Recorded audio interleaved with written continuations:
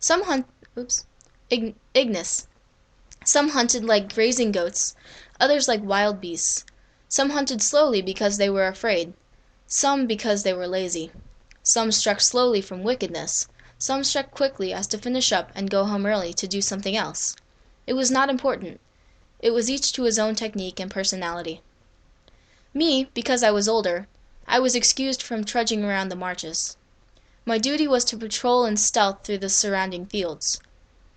I chose the ancestral method, with bow and arrow, to skewer a few Tutsis passing through.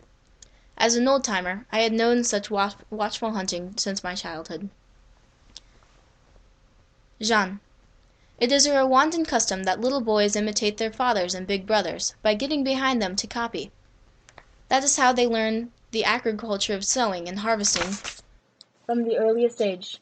That is how many began to crawl after the dogs, to sniff out the Tutsis and expose them. That is how a few children began to kill in the surrounding bush. But not in the muck of the swamps. Down there it was too hard for the little ones to move freely. Anyway, it was forbidden by the intimidators. Clementine. I saw papas teaching their boys how to cut. They made them imitate the machete blows.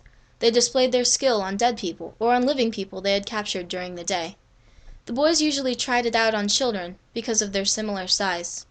But most people did not want to involve the children directly in these bloody doings, except for watching, of course. Group spirit.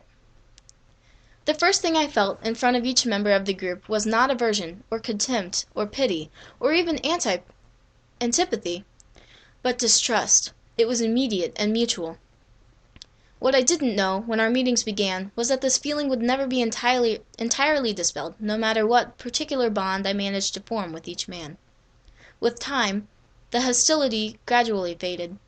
Occasionally I caught myself sharing with them moments of cordiality, or ordinary cheerfulness, chatting about this and that. Yet never for one instant did I feel free of that distrust.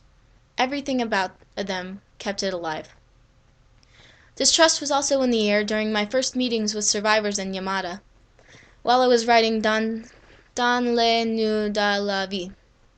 The wariness was one-sided, however, directed toward me, never the other way around, and their reticence was of a different nature. Besides being suspicious of a foreigner whose compatriots had not lifted a finger to prevent the genocide, the survivors were convinced that it was too late, that there could no longer be any point to their testimony, not when offered to people who had tolerated the massacres. So my whole enterprise was suspect. Even more tellingly, they did not think that they would believe if they recounted what they had lived through during and since the genocide. They also feared their stories might revive their pain. They concluded that they were wasting their time with this intruder, that there was no sense or advantage in speaking up outside the community of those who had escaped the slaughter. So their distrust was keen, but I found that if I remained mindful of their feelings, time did help to allay their suspicions. Survivors must stay on guard vis-a-vis the outside world, for they now live in their own world of survivors. The killer, on the other hand, does not dread your disbelief. On the contrary, he fears that you will bring accusations against him. Even if you can convince him that his words will do him no harm, he fears that no matter who his listener is, or later on his reader, he would be better off remaining silent. And no relationship of trust can completely dispel that anxiety. The killer stays on guard because he feels the threat of punishment hanging over him. After the publication of Dans le nu de la vie, readers asked me how I chose the 14 Rwandan participants. The answer is simple. I didn't choose them. During a trip to the Bugesera, I met Sylvie Umubyeye, a social worker, and followed her as she made her rounds. She was searching the bush in the Yamata area for children who had been abandoned and scattered during the genocide. After telling me her story, she took me to the home of Jeanette Akinkamille, a young survivor who had taken refuge with a female friend and some orphan children in a tumble-down house by a plot of land they were clearing. Then Jeanette told me her story. The charisma of one woman, the grief of the other, and the gentleness, solitude, and strength they shared introduced me to their world. From their two stories sprang the idea of a book. The other 12 narratives were those of the first 12 people whom I approached, often by chance, and found willing to try telling their stories. The truth is, they chose themselves. Despite my ingrained reflex as a journalist, I felt that in the aftermath of a genocide, criteria of age, sex, social class, and cultural background were meaningless. It would have been absurd to put together a representative panel by searching for such and such a survivor because he or she had been this or that before the genocide. My 14 witnesses were mostly women and mostly farmers, simply because they accepted the experiment more spontaneously than did men and intellectuals. In the course of my subsequent trips to Rwanda, these last reproached me for not allowing them to express, with their intellectual vocabulary and detachment, their different conception of the event. I told them that their initial evasiveness had been understandable as well as significant, but that it would have been stupid and dishonest if I had later replaced one narrative with another, since each was unique. I got lucky again when, during difficult moments of misunderstanding, renunciation, dejection, or breakdown in the dialogue with certain people, I resisted the temptation to replace some witnesses with others who would be more talkative, more cooperative, or more French-speaking. I kept up the dialogue with each of the original participants, however long it took, until we seemed to get somewhere. Throughout this work with the survivors, I did not contact the killers. The idea never occurred to me, and the killers meant nothing to me. I never thought of continuing my project with them or of drawing a parallel between the two sets of narratives. That would have been immoral, unacceptable in the eyes of the survivors, in the eyes of the readers, too, of course, and uninteresting besides.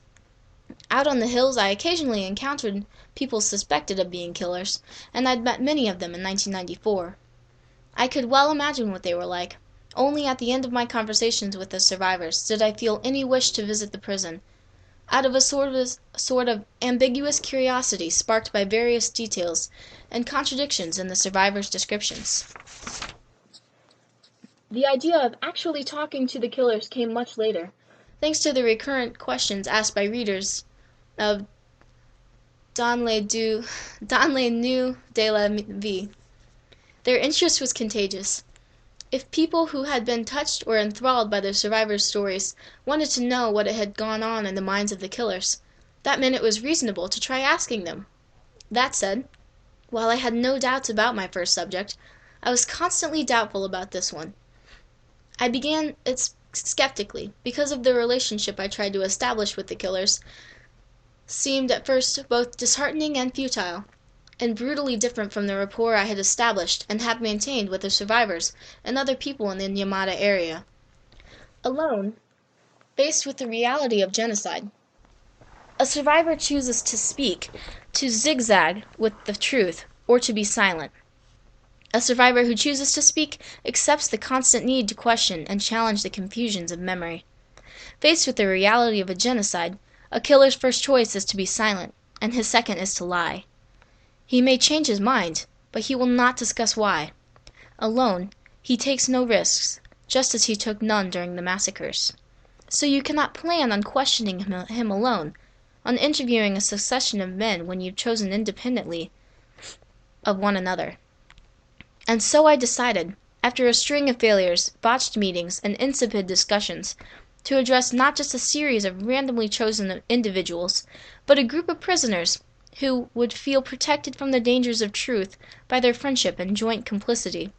A bunch of pals secure in their group identity established before the genocide, when they helped one another out in the fields and downed bottles of Iragua